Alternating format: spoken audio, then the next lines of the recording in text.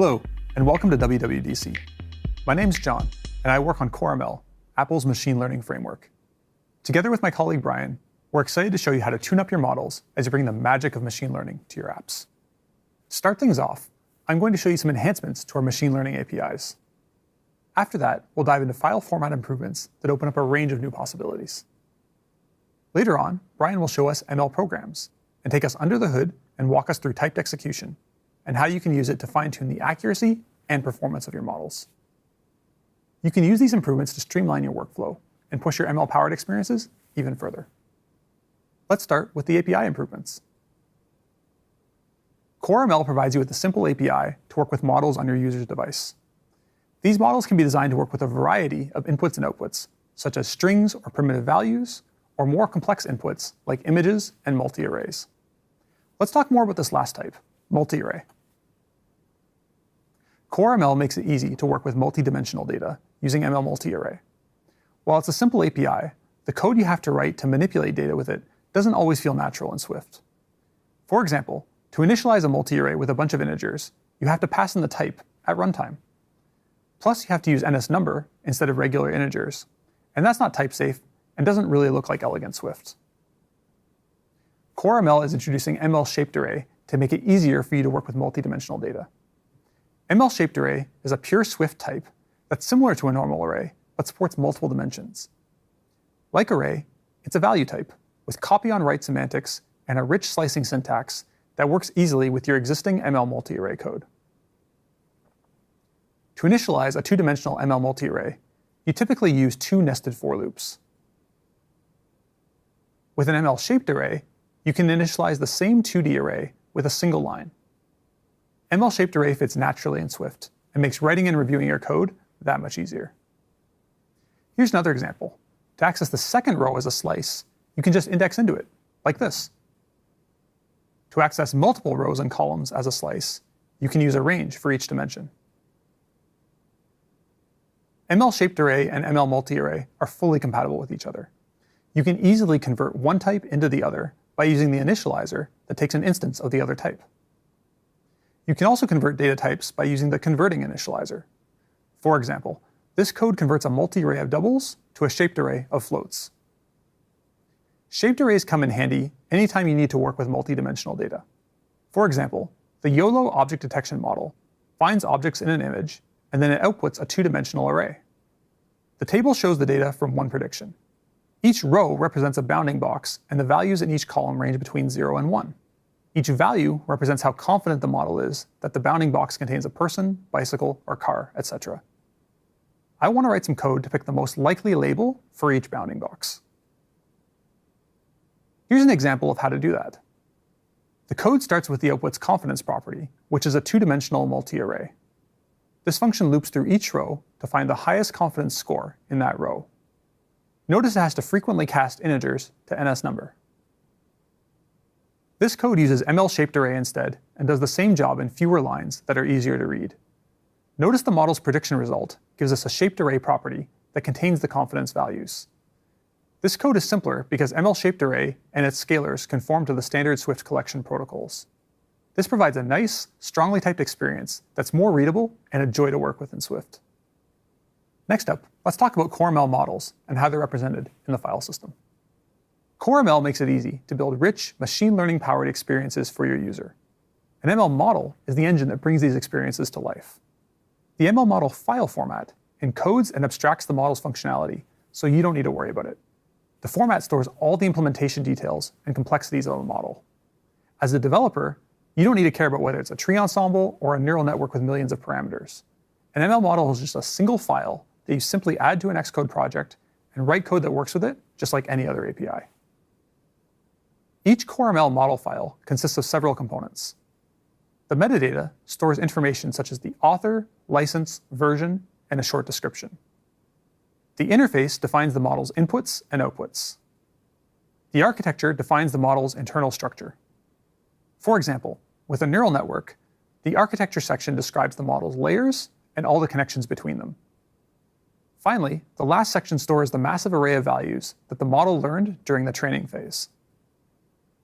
An ML model file encodes all these sections into a protobuf binary format, which file systems and source control software see as a single binary file. Source control software can't tell that the binary model file is actually a combination of several distinct components. To solve that, CoreML is adding a new model format that breaks these components into separate files using macOS's built-in package functionality. Which brings us to the new CoreML model package. It's a container that stores each of a model's components in its own file, separating out its architecture, weights, and metadata. By separating these components, model packages allow you to easily edit metadata and track changes with source control. They also compile more efficiently and provide more flexibility for tools which read and write models. CoreML and Xcode still fully support the original ML model format, but you can move to a more extensible format and compile more efficiently by updating to a model package. Let's try this out in Xcode. Here's a simple app that uses an object detection model to identify animals in an image. Notice that some of the metadata fields are empty. It's fairly common to come across models where the metadata isn't filled in. In the past, you couldn't edit these fields in Xcode, but now that Xcode supports model packages, you can. Right now, the model's file type is ML model, but when I click on the Edit button, Xcode prompts me to update the ML model file to an ML package.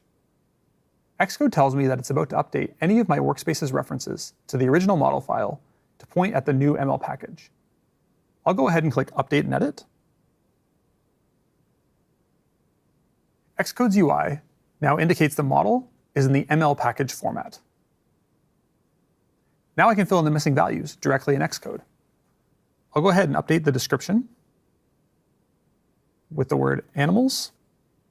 Since this model came from my coworker Joseph, I'll put his name in the author field. We'll say MIT license and version 2.0. I can also add, modify, and remove additional metadata fields as well. I'll add a new metadata item that indicates which year we use this model at WWDC. So we'll say 2021. Now, in addition to the UI support, all of this information is also accessible using CoreML's ML Model Description API at runtime. I can also modify the description of the model's inputs and outputs in the Predictions tab. Here I'll change the description of this input. We'll add of an animal. And down here, I'll fix a typo by adding a missing hyphen. Now, a model with good metadata is a lot like code with good comments. It helps you and your team understand the model's intent, and so it's particularly important to make sure you write good descriptions for your model's inputs and outputs. I'll click Done to save the changes. Now, if I click on Source Control and then Commit, Xcode shows the changes in a diff view. The metadata is now in its own JSON file, which makes it easy to verify my changes. Similarly, the feature descriptions have their own separate JSON file. If we had changed a few bytes of a 62 megabyte binary ML model file, we'd have a 62 megabyte binary diff.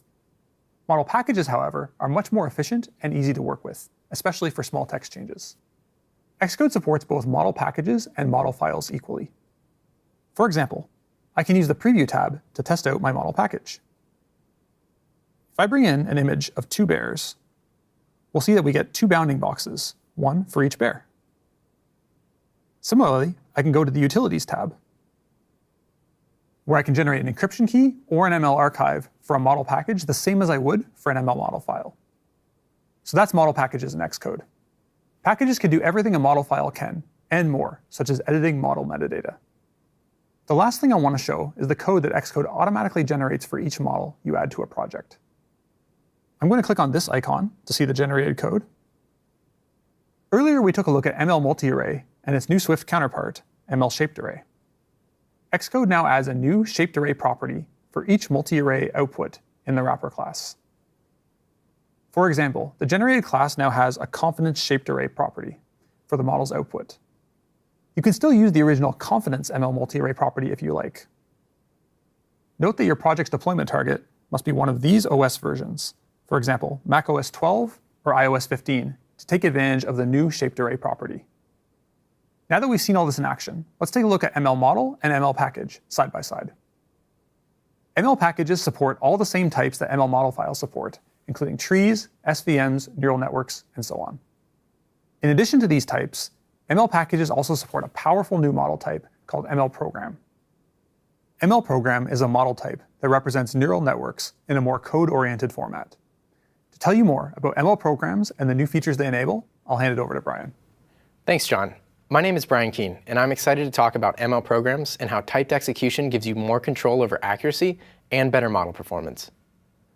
There are various ways a machine learning model may have been presented to you. If you're taking a machine learning course or reading a paper, you may encounter a model described with respect to its mathematical or statistical formulation. However, these mathematical expressions are often abstracted and alternatively presented to you in the form of a computation graph or network. This graphical representation, as depicted in the middle two figures, describes how data flows through a series of layers, each of which applies their own specific transform. In a machine learning software library, the model is instead expressed as operations in code. Machine learning engineers are increasingly leveraging this more generic program structure composed of blocks, functions, and control flow. The new ML program model type in Core ML aligns itself with this last representation. This is a representative ML program. It's in a human-readable text format, although the intention is that you don't have to write it yourself. The ML program will be generated automatically by Core ML's converter. An ML program consists of a main function. This main function consists of a sequence of operations, or ops. Each op produces a variable, and this variable is strongly typed. For operations that have weights, such as the linear convolution ops, the weights are typically serialized into a separate binary file. This is a brief summary of how ML programs compare to neural networks. Neural networks have layers, while ML programs have ops. Weights in neural network models are embedded in their layer descriptions, while ML programs serialize the weights separately. And neural networks don't specify the intermediate tensor types. Instead, the compute unit determines these types at runtime. ML programs, on the other hand, have strongly typed tensors. Today, I'll focus on ML programs' strongly typed syntax and the implications that typed intermediate tensors have for on-device machine learning with ML programs. But first, how do you get an ML program? Core ML previously introduced a unified converter API. This unified converter API provides a convenient means to get your model from TensorFlow or PyTorch to the Core ML neural network model with a single function call. You can now use the same API to convert to an ML program by selecting iOS 15 as the minimum deployment target. Under the hood, the Core ML converter selects an on-disk representation for the model at conversion time. For ML programs, the on-disk intermediate representation is provided by Model Intermediate Language, a feature introduced at WWDC21. The Unified Converter API is where you can opt in to deploy your model as an ML program. Moving forward, ML program will be the favored format over neural network. An ML program is available beginning with iOS 15 and macOS Monterey. Core ML supports both ML model and ML package formats for neural network models. But ML program must be an ML package to store its weights separately from the architecture. Core ML is investing in ML program as a foundation for the future. There will be continued support for neural networks, but ML program will be central to new features. So if ML program is the future, what are the benefits of adopting ML program today? This brings us to typed execution.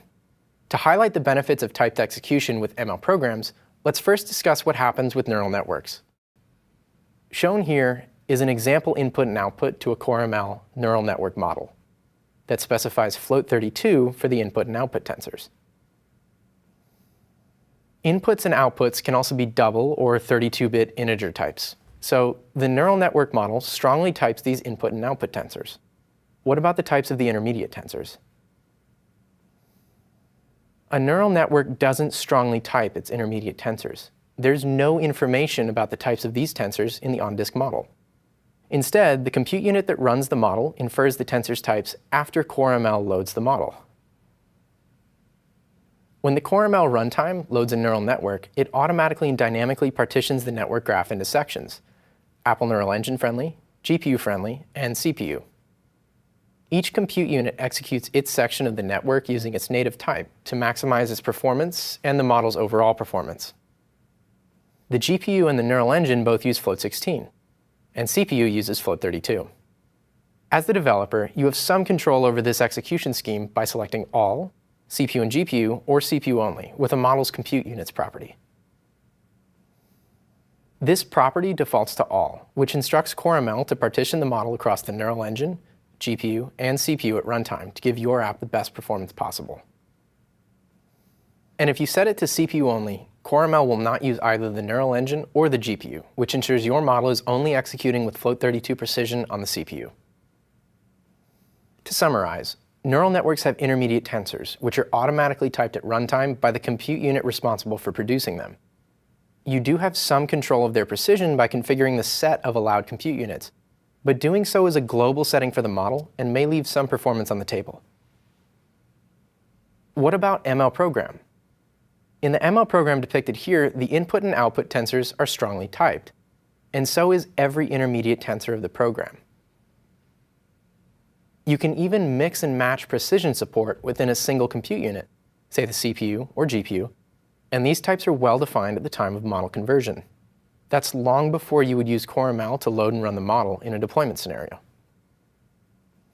ML programs use the same automatic partitioning scheme that distributes work to the neural engine, GPU, and CPU. However, it adds a type constraint.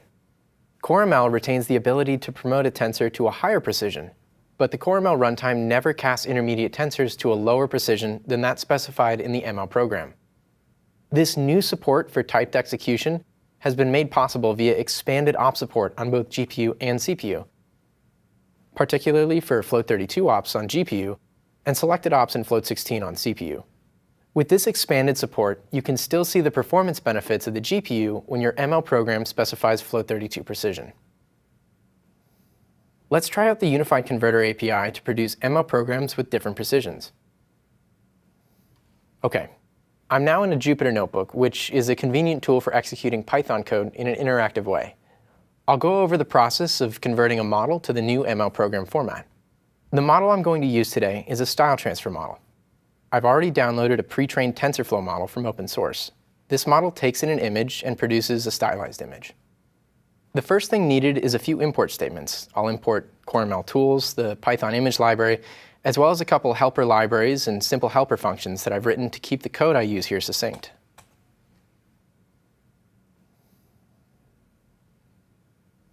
Now, I'll specify the path of the style transfer model and the path to the image I'm going to stylize. I'm also going to set up the input types for the conversion. In this case, it'll be an image input type, which specifies the dimensions of the image on which the model was trained. Finally, there's some additional setup to prepare the input dictionary that I can use to run the CoreML model post-conversion.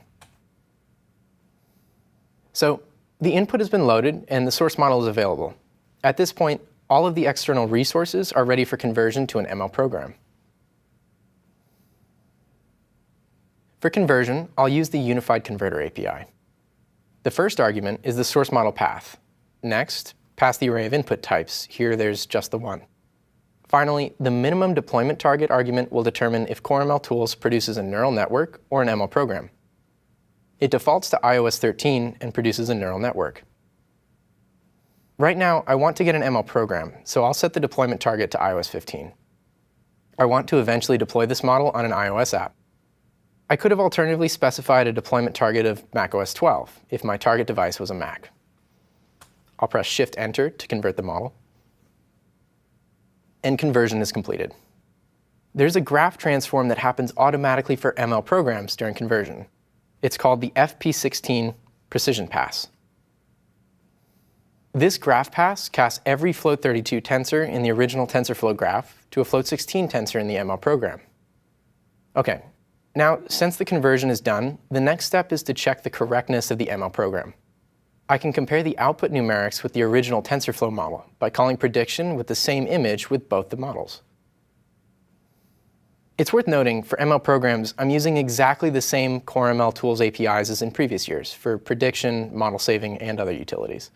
To do the comparison, I've already written a utility method called getCoreML TensorFlow output. It will print out multiple error metrics to evaluate the output from TensorFlow and the output from CoreML.